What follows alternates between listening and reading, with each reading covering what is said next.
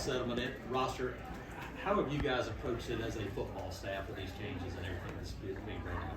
Yeah, it's quite different. It's first of all, you want to make sure you are operating with what the settlement says, and we think we are. You know, we're going by what we believe to be the accurate interpretation of it. It's not really to our advantage to what we're doing right now, but because others, I think, are operating in a different manner. But the main thing is that I don't think people understand is retaining your current roster, and that affects. It used to not affect high school recruiting. You were going to sign your 20 to 25 guys, but now with the salary cap, you have to look at a room like our wide receiver room, where on paper we're not losing a single kid, and we got to retain those guys because I like that room a whole lot. And so you don't have the means, so to speak, to go after the number of high school receivers that you would normally go after, because you can't really. I mean, again, on paper, we're not losing one, and I don't want to lose one. I really like that room. I love our young D linemen, and so it's kind of difficult to really, you're sitting here trying to sign a class when you really don't know what your current roster will be in January. And so that's a challenge, but you have to operate within the manner of what the settlement really says and the interpretation that we've received, and that's what we're doing. And we're talking about a staff that's put together 2 top 10 classes, and here we are. We're really not in that realm right now. Do I think we will be in December? I do. I believe that wholeheartedly. We had over 50 visits in June, and I thought, most families felt like, man, this is a great place to be. But we've got to figure all this other out, and I know John's going to talk more in depth about the parameters to which we're operating. But it is more challenging for sure. But the main thing to me is retaining our current roster and then filling the gaps with obviously elite talent from whether it's the portal or high school recruiting. But retaining that roster does affect the way you approach recruiting, and that's new. That used to not be the case. I mean, you were going to sign some kids and figure out the numbers on the back end, but you can't do that when you have to be under the revenue sharing cap. Coach, you guys just signed Jacoby Matthews at safety yesterday. How are you guys going to assess that group? That's a loaded position group now. Yeah, I mean, Jacoby, talent-wise, the guy's a 5-star talent, and obviously he did not own up to the responsibilities that you have and the accountability that you should have. We had some great heart-to-hearts. I believe with all my heart that he understands this is his last chance, and he didn't do anything that, he just did not receive the blessing that he had at his previous school, and I think he's learned a lesson, and adding another elite safety to that group is beneficial to us. So we're excited to give him a chance. Hugh, I was going to ask you about Xavier Chaplin. People have been talking about him was an early round NFL guy this offseason. I know he didn't get to go through the spring, but what do you guys think y'all have in him and what he can bring to y'all, especially as a left tackle?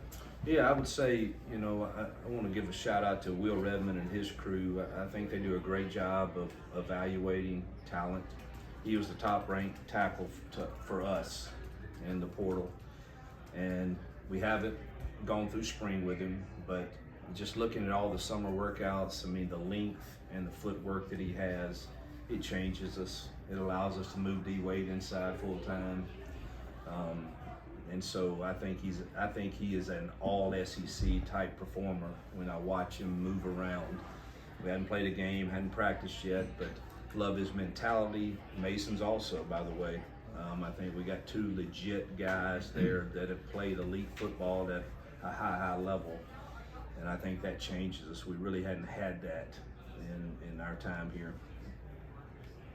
Hugh, do you feel like in the middle of all the change that's been happening with the house settlement and how it affects high school recruiting, do you feel like Auburn's pitch has been, like to high school kids and their family, has it been effective over the past, say 30 days or so? How would you kind of assess kind of your approach?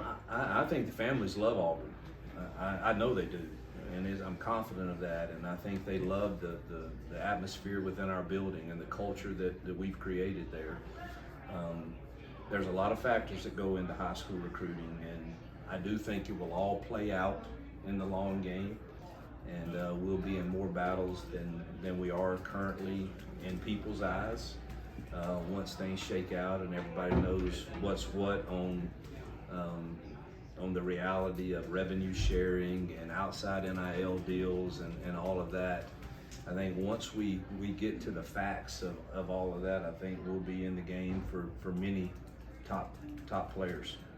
I have 4 more quick ones, Brian. Go ahead. You talked about your feeling that you can still sign a top 10 class.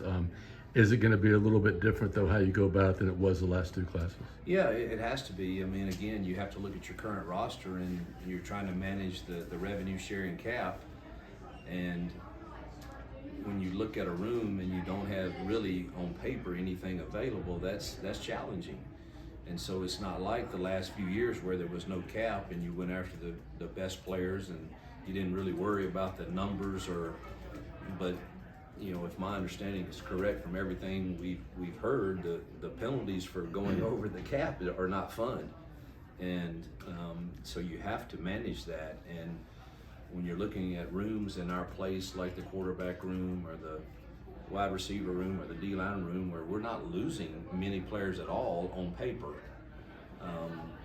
and we like them, and it's really hard to just go out and be free like we were the last few years to go and recruit kids. So we're really big on never being deceitful or misleading, and maybe that hurts us a little initially, but we always want to operate with these families with great transparency, and I think it will pay off in the long run.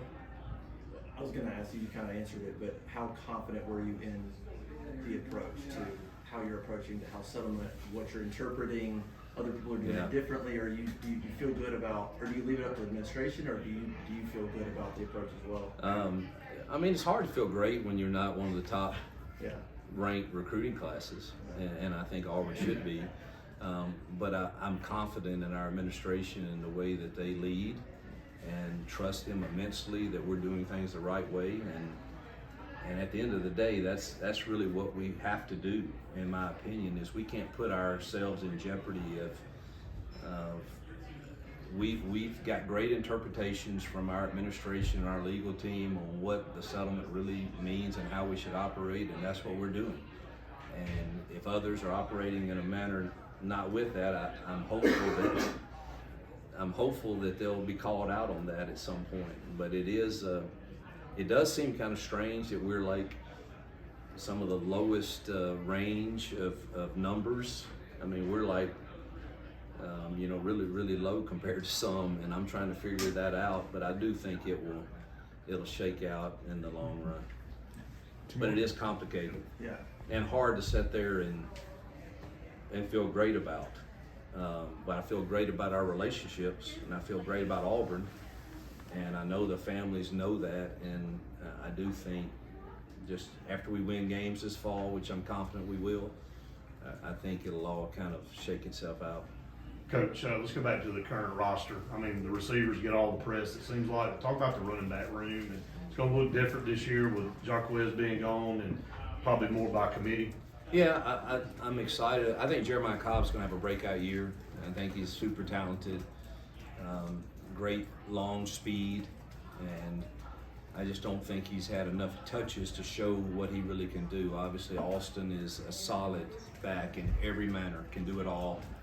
And Darrell, I think, didn't get to see him in the spring, sort of like X, but love what I see from him right now in summer workouts. And he's got the body type. It looks the right way. And, he's got some good tape from UConn. So do think it'll be those three mainly. Obviously, Alvin I got a bright future, and he might surprise us early on, and Omar. But I think that room is solid. I don't know that people would look at it and say it's elite, but I don't think there's any way that would be the reason we don't win football games. I think they're very capable, and they're great teammates too. DeMar is one of the greatest leaders we have. Last one back upstairs. Jackson told us back in the spring that he turned down a chance to go to the Manning Passing Academy, which was last week. What have you seen from his leadership and just gelling with the guys so far? Yeah, that was difficult for me because Archie's a good friend of mine, and obviously I got the call, but when I talked to Jackson, he was just adamant, man, I just don't want to miss a day of throwing with my guys. And I've been to the Manning camp twice, and the most important thing for me is to be with my teammates, and I've got to respect that, and Archie did also, and that's what I've seen from him. And I think his confidence has grown and grown and grown since he's been here, and having those receivers to throw to is helpful.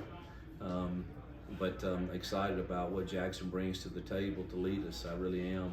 I think he's a confident, talented young man, and someone I believe in strongly. Coach, thank you very much. Yeah, Thanks, Coach. thank you guys.